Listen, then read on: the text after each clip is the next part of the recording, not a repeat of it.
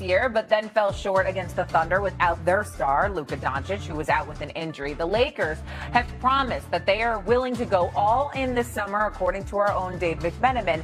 Luka's first and foremost desire is an A-list center. Now, the Lakers have multiple decisions to make this offseason, and there are multiple players who are either unrestricted free agents or have player options.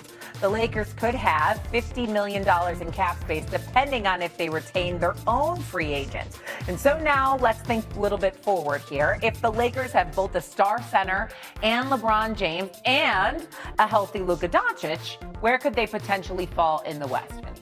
Who's the star center? Well, I don't know. They gotta go get one. No, not you. Oh, okay. Like this is a rhetorical question? Rhetorical question. Got it. Who's the star center? What happens with Austin Reeves? Where's LeBron's quote-unquote number? Not that the number matters, but the number indicates where LeBron believes this team is going to be, because you're going to have to show him a plan for him to invest in. We joke about LeBron is coaching GM, but LeBron is coaching GM kind of has worked. It doesn't. The only time it didn't work, y'all, is when he lobbied for Russell Westbrook. But other times, that usually guarantees a trip to June. The problem is LeBron James will be 42 years old in December. And I don't know if team building with Luka Doncic, if we're going to look at Dallas as the model, and I know that Nico Harrison, it cost him his job trading Luka Doncic. But before he traded Luka Doncic, he built an NBA Finals team around Luka Doncic with very specific tennis poles, right? Length on the wings, athleticism to defend, size and length at the rim. That enabled them to get past a very good Western Conference. They ran into a buzzsaw in Boston, but let's just assume that that is the model. Where does LeBron James fit into that at 42 years old? Do you have the shooting around him? Can you get an athletic, defensive-minded big? If Jalen Duren's on your radar, and that would have a lot would have to go wrong because he's a restricted free agent. He's not in the mode of a Derek Lively, of a Daniel Gafford. He's not that type of center. He's more skilled, but he's not the rim protector that those guys are. They're two different types of players. Not saying you have to do it exactly like Dallas, but if Dallas is the model, then I don't know if they can do that this season unless they pull some real magic.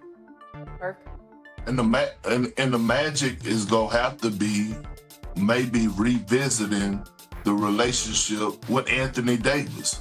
I mean, that's the only A-list center that's gonna be out there big that can actually get them over the hump. And by the way, if you're DeAndre Ayton, how do you feel about seeing these comments right now? Seriously, I think he has another year on this deal. If you're DeAndre Ayton, you gotta feel horrible right now. You gotta feel unwanted. And people call me everything but a child of God when I said, hey, DeAndre Ayton, man, you know, you done been on, former #1 overall pick, the Phoenix Suns, they gave up on you. Portland Trail Blazers couldn't wait to get rid of you, and that they look better without you. All of a sudden, Luka Doncic is saying he need an A-list center.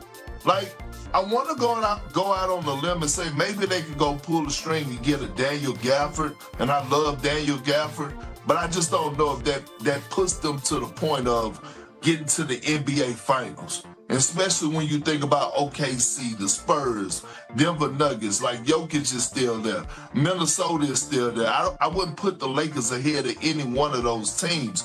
The only thing I could see is them going revisit the relationship with Anthony Davis. I don't know what AD wants. I don't know what's going on with him and the Washington Wizards. But let me say this. If I'm the Lakers, though, I definitely can't invest all of my money into Luka and Austin Reeves as my franchise guys. I'm going to say this again.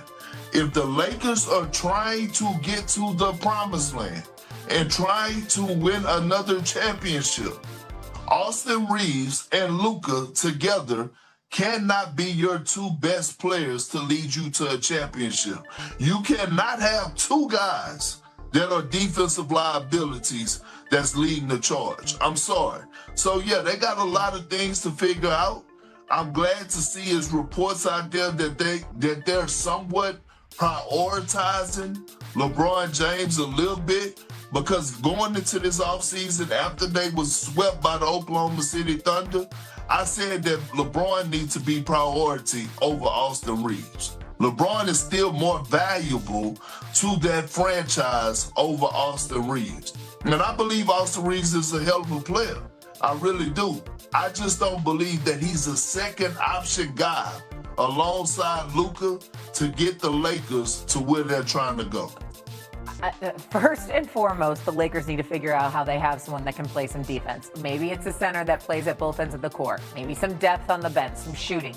They could use a couple of different things. But yes, I think everyone agrees with you that you can't prioritize Luka, Austin, LeBron, and nothing on the second guys in the conference. And I think that's a fair question. Thoughts on Reeves? And I think if you're the Lakers, you have to ask yourself the question: what's the best way to build around Luka Doncic in the future? We can say all these things about Nico Harrison and the mistakes that he made, but he did build a team that brought the Dallas Mavericks to the NBA Finals. Length, athleticism, size at the rim, and you saw what Luka Doncic could do. That is the formula. Does Austin Reeves fit into that formula at the price point that he's going to demand or that the market could call for? That's where the rubber is going to meet the road. So that's one piece. Let's go back to the original piece, and we'll get Wendy back in here in a second. But Monica, I want to start with you. LeBron James, the idea of taking less money to stay with the Lakers and help facilitate a championship team. Smart idea? Something you could see happening or no?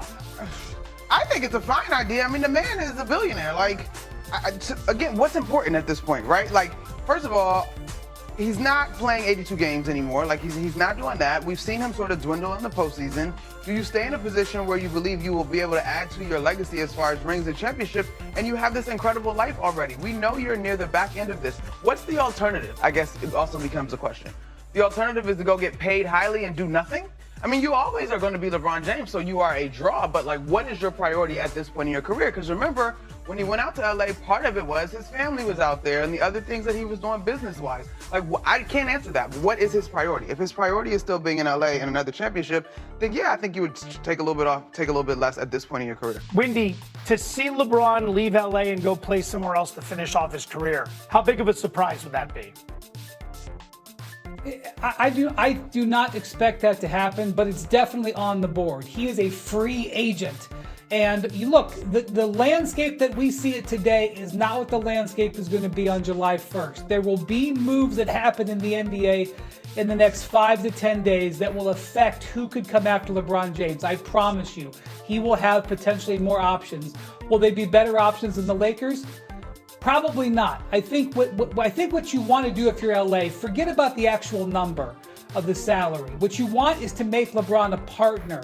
If he's coming in with you and saying, this is how this player that we can go get fits alongside you, fits alongside Luka, fills a need, helps us get closer to making a deep playoff run, then I think you will get a LeBron James who's more willing to maneuver on his salary. If you just get somebody who gets offered a take it or leave it contract, you're going to get something different.